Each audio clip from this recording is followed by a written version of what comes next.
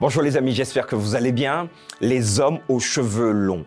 Alors voilà une question que quelqu'un nous a posée et qui aimerait finalement avoir des pistes de réflexion. Alors, que pensez-vous des hommes qui ont les cheveux longs? C'est bien, c'est pas bien, ça peut se faire, ça peut pas se faire, c'est interdit, c'est permis? N'hésitez pas à me le mettre en commentaire, nous allons en parler aujourd'hui.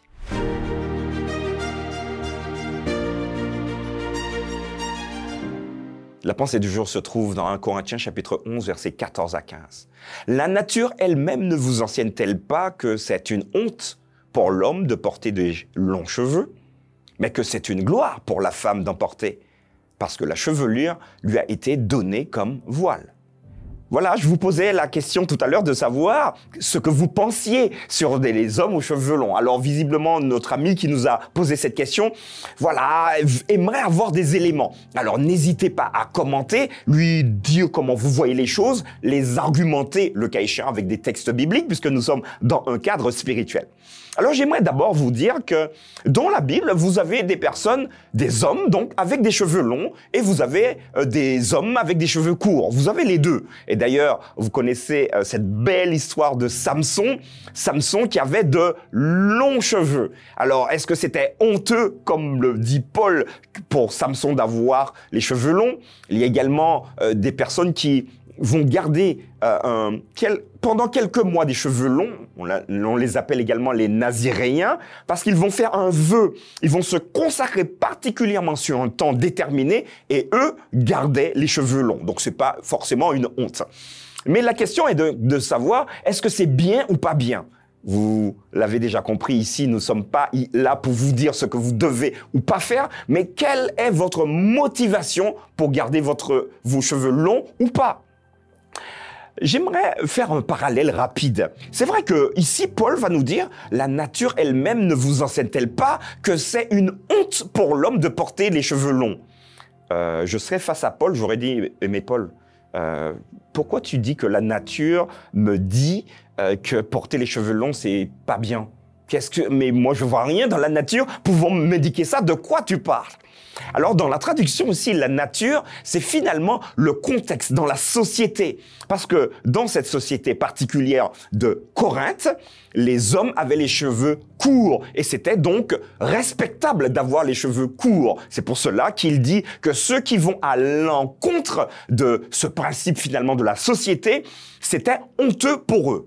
Alors, vous comprenez bien que nous sommes aujourd'hui en 2024, que ça n'a absolument rien à voir, le contexte a changé et que finalement, si vous voyez un homme passer avec de longs cheveux, vous n'allez pas lui dire « Non, mais tu sais pas que c'est honteux » parce que la Bible dit c'est honteux. Vous voyez, donc du coup, c'est intéressant de se remettre dans le contexte.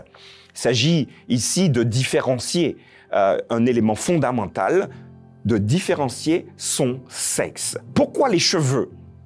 Pourquoi Paul parle-t-il de cheveux?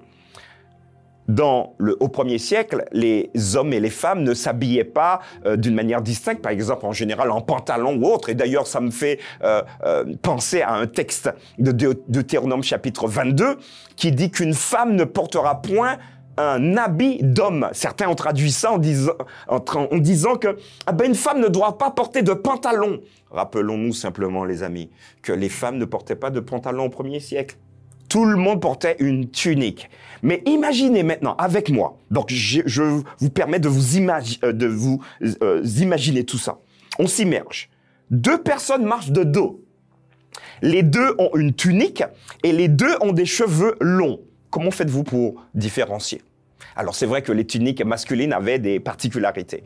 Mais ici, Paul invite simplement à ne pas faire volontairement ou ne pas altérer le jugement sur son sexe. Soit tu es un homme et tu montres que tu es un homme, soit tu es une femme et tu montres que tu es une femme. Si on peut distinguer que tu es un homme ou tu es une femme, il n'y a pas de problème. Ici, pour les cheveux longs, pour Paul, en tout cas dans ce cadre précis, il dit mais non, vous ne pouvez pas faire ça. Vous ne pouvez pas garder les cheveux longs parce qu'on ne sait pas si vous êtes une femme ou si vous êtes un homme. Vous risquez, et parfois j'imagine bien qu'il y en a certains qui en jouaient, de tromper sur votre sexe. Paul veut que les Corinthiens soient au clair. Tu es un homme, montre que tu es un homme, même sur ce que tu renvoies.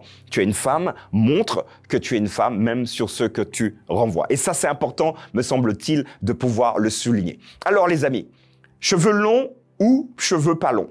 Je finirai cette pensée du jour en vous invitant plus largement, non pas cibler les cheveux ou autres, mais à considérer un enseignement qui n'est pas facile à emmagasiner, à accueillir, à vivre.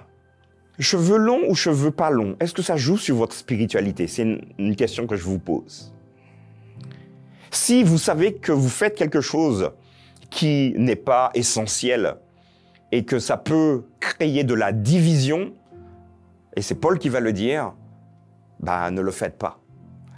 Maintenant, si vous faites quelque chose qui ne crée pas de division, faites-le. Qu'est-ce que je suis en train de dire?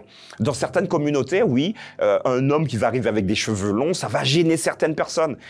Alors, celui qui a déjà cette connaissance et cette proximité avec le Christ, il va se dire, j'ai les cheveux longs, mais ça perturbe 2-3 personnes. Je vais les couper parce que pour moi, je préfère finalement travailler pour la cohésion, pour l'unité que pour la division.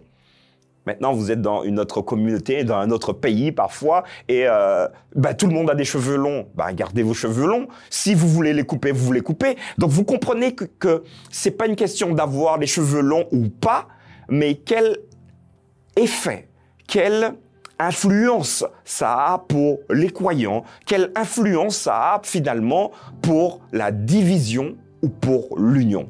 Alors c'est une perspective délicate, mais nous sommes là pour réfléchir en même temps. N'hésitez pas à me mettre en commentaire ce que vous en pensez. Alors, cheveux longs, cheveux pas longs, je vais vous lire.